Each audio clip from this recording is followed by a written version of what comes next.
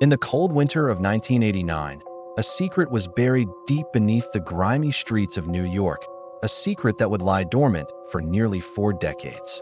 This is the story of a perfect crime, a relentless investigation, and a truth so twisted it could only be revealed at the edge of the grave. The neon lights of Manhattan flickered against the perpetual twilight of the city. Detective Frank Miller, his face etched with the weariness of 1,000 grim cases, stepped out of his unmarked sedan. The air was frigid, carrying the scent of exhaust and decay. He pushed through the plastic police tape, the blue and red lights of squad cars painting chaotic strokes across the alleyway. A younger officer, shivering more from nerves than the cold, nodded at him. "It's a bad one, Frank. Real bad." Inside the dingy apartment building, the smell of cheap perfume and stale cigarettes hung heavy. Frank's gaze swept over the scene. Sonia, a 22-year-old stripper known for her vibrant spirit, lay still on the threadbare carpet. Her life, once a whirlwind of music and motion, was now a silent, tragic tableau. Frank knelt, his eyes missing nothing. The disarray in the room suggested a struggle, but something felt off. It was too perfect, too staged. He noted the overturned lamp, the scattered contents of her purse, all textbook signs of a robbery gone wrong. But his gut told him otherwise. The following days bled into weeks. Frank was a machine, a force of nature driven by a singular purpose: to find Sonia's killer. He interviewed her co-workers at the club, their faces a mixture of fear and grief. They spoke of Sonia's dreams, her plans to leave the city, to start a new life. He chased down leads that went nowhere. He spent countless nights poring over files, his office illuminated only by a desk lamp. The case files grew thicker, filled with dead-end interviews and forensic reports that offered no clear suspect. The city moved on, but Frank couldn't.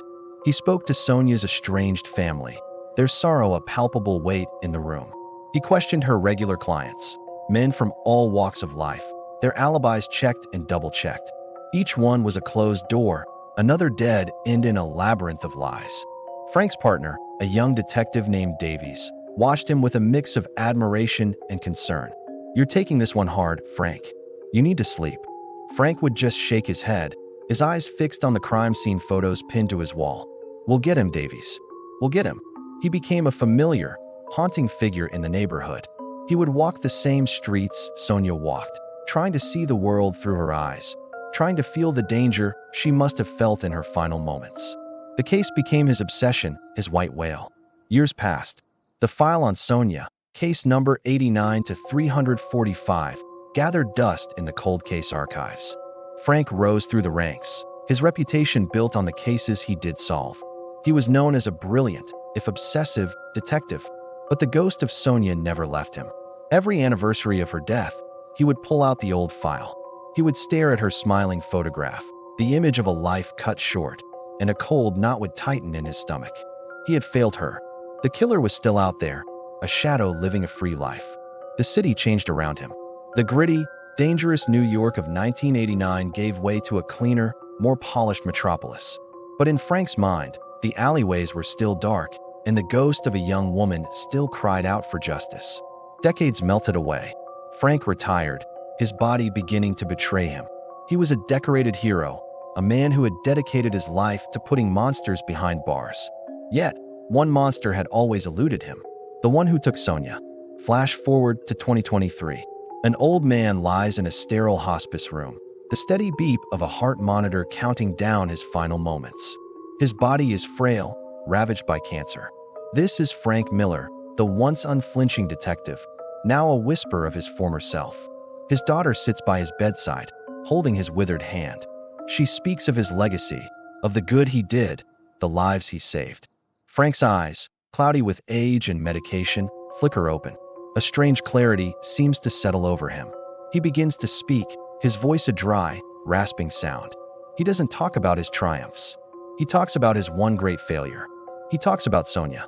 He describes the case with a precision that belies his condition, every detail as sharp as it was 34 years ago. He recounts his tireless investigation, the endless leads, the frustration, the feeling of a killer who was always one step ahead.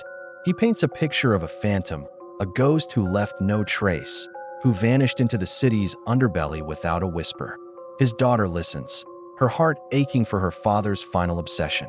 She tries to comfort him, to tell him he did everything he could. But Frank shakes his head slowly, a single tear tracing a path down his wrinkled cheek. "I knew every step he would take," Frank whispers, his voice cracking. "I knew where he would hide, how he would cover his tracks. I knew his every thought." His daughter looks at him, confused. "How, Dad? How could you know all that?" A long silence fills the room, broken only by the rhythmic beep of the machine.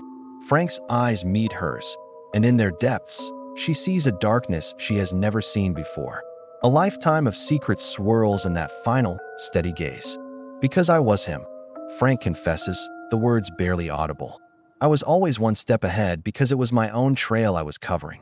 I was investigating myself." The confession hangs in the air, a monstrous, unbelievable truth. The room spins. The hero, the dedicated detective, her father, it was all a lie. He was the monster he had spent his life pretending to hunt. He continues, the story pouring out of him like a final, toxic purge. He had known Sonia. It wasn't a random act of violence. He had been one of her clients, a man with a badge and a dark secret, living a double life. That night in 1989, she had threatened to expose him, to ruin his career, his family, everything he had built. He couldn't let that happen. In a moment of cold, calculated panic, he had silenced her forever. He then orchestrated the perfect crime scene. He knew what the police would look for, the mistakes a common killer would make. He planted just enough evidence to suggest a robbery, just enough to send the investigation in a dozen wrong directions. His obsession with the case wasn't born of a desire for justice. It was a performance, a way to control the narrative, to ensure no one ever got too close to the truth. His tireless work was a masterful act of misdirection. Every interview, every late night at the office, was part of the charade. He was the one who made the case unsolvable. He was the phantom, the ghost who left no trace. He had hunted himself for 4 decades, creating a legend out of a lie. His daughter stares at him, her world shattered. The man she idolized, the symbol of justice in her life, was a murderer. His entire life, his career, was built on the grave of a 22-year-old woman he had killed with his own hands. Frank's breathing becomes shallow.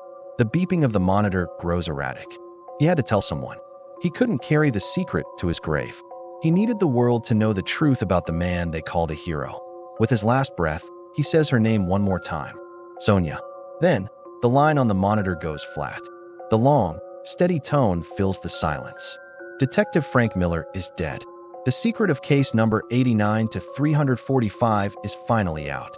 The relentless detective was also the cunning killer. A 34-year-old mystery, solved in a final, horrifying confession. In the end, the only person who could catch the monster was the monster himself. To watch more of our stories, like and subscribe to our channel.